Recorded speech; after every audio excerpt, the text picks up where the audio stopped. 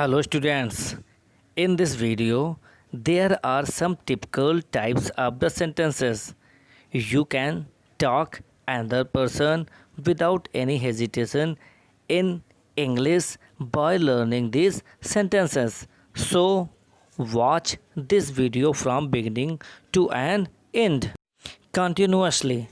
I have provided you very useful translation of daily use in English speaking. So now first I am coming to the sentence.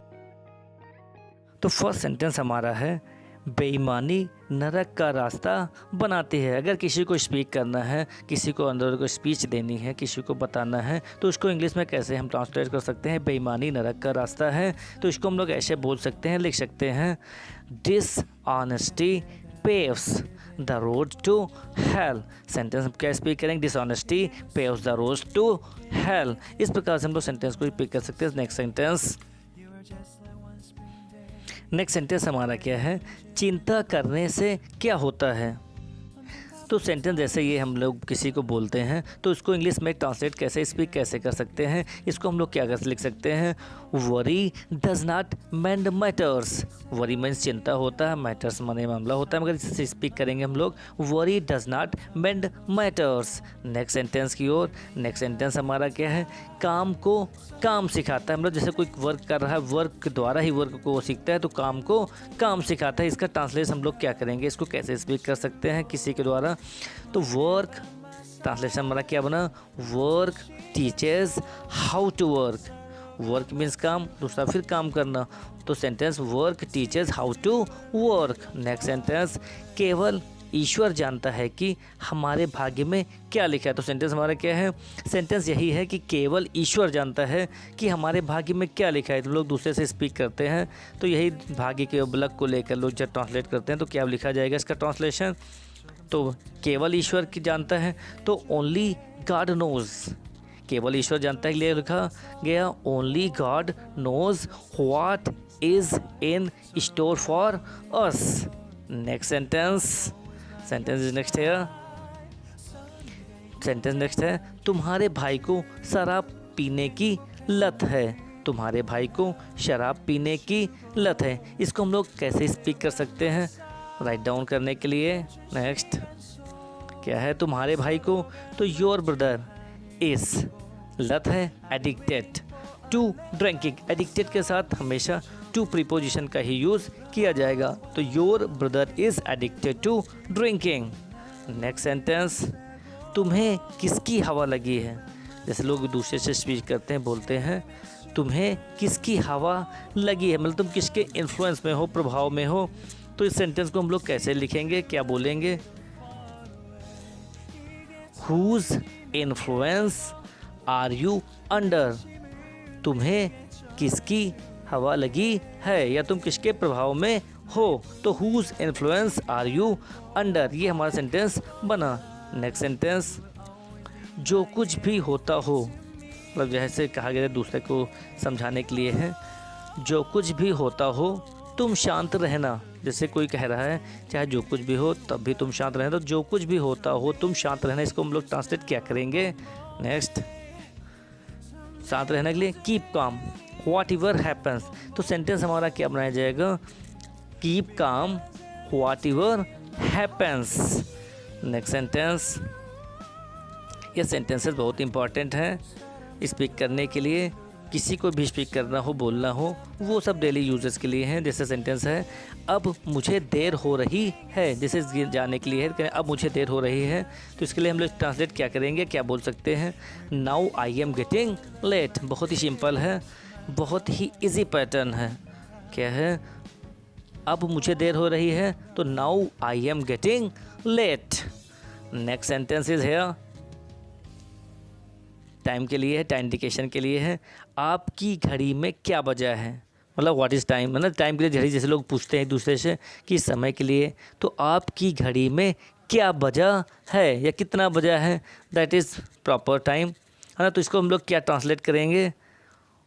Translation is here. Translate what is the time by your watch. What is the time by your watch. बिल्कुल simple तरीके से इसको speak किया गया है। Okay, next with next sentence is here, जल्दी का काम शैतान का। हमने जो लोग कहते नहीं है कि जल्दी का काम शैतान का होता है, तो वही सेंटेंस है, जल्दी का काम शैतान का। इसका translation is haste makes waste. Haste means होता है जल्दी, वेस्ट माने खराब कर देना, तो मतलब जल्दी का काम शैतान का, इसलिए ट्रांसलेशन हमारा ये बनाया जाएगा, हेस्ट मेक्स वेस्ट। बिल्कुल सिंपल है, इसको स्पीक भी कर सकते हैं। नेक्स्ट सेंटेंस, निर्धनता मित्रता की कसौटी है। सेंटेंस हमारा क्या है, सेंटेंस इज है, निर्धनता मित्रता की कसौटी है। तो इसको ट्रांसलेट हम लोग क्या करेंगे, निर्धनता सब लोग जानते हैं, निर्धनता के लिए होता है पॉवर्टी। इसको 2 टाइप्स के सेंटेंसेस की तरह बनाया गया है। फर्स्ट वेरी सिंपल है, poverty tests friends. Next sentence क्या है दूसरा और करके, poverty is the touch stone of friendship. Poverty is the touch stone of friendship, ये स्टैंडर्ड सेंटेंस है। और सिंपल हमारा है, पॉवर्टी टेस्ट्स फ्रेंड्स, निर्धनता मित्रता की कसौटी है। नेक्स्ट सेंटेंस की हो, नेक्स्ट सेंटेंस, अवसर को मत गवाओ। मतलब होता नहीं, जैसे सिंपल हम लोग कहते हैं अवसर अगर मिला है तो उसे गवाओ मत, तो अवसर को मत गवाओ। इसके लिए translation is very simple, you can write down proper, never lose chance. सबसे सिंपल है, नेवर लूज चांस। अथवा इसको दूसरी तरीके से भी हम लोग कह सकते हैं और करके दोबारा, strike the iron while it is hot. Strike the iron while it is hot. Next sentence की ओर, बहुत सिंपल है ये। नेक्स्ट सेंटेंस, मित्र वही जो समय पर काम आए। तो ये सेंटेंसेस हैं, ये फ्रेंडशिप बेस्ड पर है। सेंटेंस क्या है, मित्र वही जो समय पर काम आए। तो इसका ट्रांसलेशन क्या होनेगा, ये सबसे बिल्कुल सिंपल है, कोटेशन भी है, सब लोग जानते होंगे इसके बारे में। A friend in need is a friend indeed. बिल्कुल simple, a friend in need is a friend indeed. मित्र वही जो समय पर काम आए। नेक्स्ट सेंटेंस, वह इस प्रकार बात करता है जैसे कि राजकुमार हो। जैसे के लिए सब लोग जानते हैं एज इफ़ का यूज़ किया जाता हो, जहाँ पर इमेजिनेशन, कल्पना, काल्पनिक चीज़ें हों। वहाँ सिंगुलर सब्जेक्ट के साथ वाज की जगह पर वर का यूज़ किया जाता है, एज इफ के साथ वर का यूज़ किया जाएगा। तो सेंटेंस हमारा क्या बनेगा, sentence is here, he talks as if he were a prince. तो सेंटेंस हमारा बिल्कुल सिंपल है, सिंपल तरीके से इसको बनाया गया है। He talks as if he were a prince. वो ऐसे बातें करता है जैसे कि वो एक राजकुमार हो, राजा हो, महाराज, कुछ भी सेंटेंस जो भी है उसमें चेंज किया जाएगा इसी तरह से ही। नेक्स्ट सेंटेंस हमारा है, उसे घर की याद सताती है। तो सिंपल बिल्कुल सेंटेंस, जैसे कोई स्टूडेंट बाहर है, घर के आउटसाइड है, तो उसे क्या कहते हैं, उसके घर की याद सताती है, होमसिक इसको कहा जाता है, होमसिक। तो सेंटेंस हमारा उसे घर की याद सताती है। तो सेंटेंस को हम लोग ट्रांसलेट करें, क्या करेंगे, translation is here. Next, he is homesick.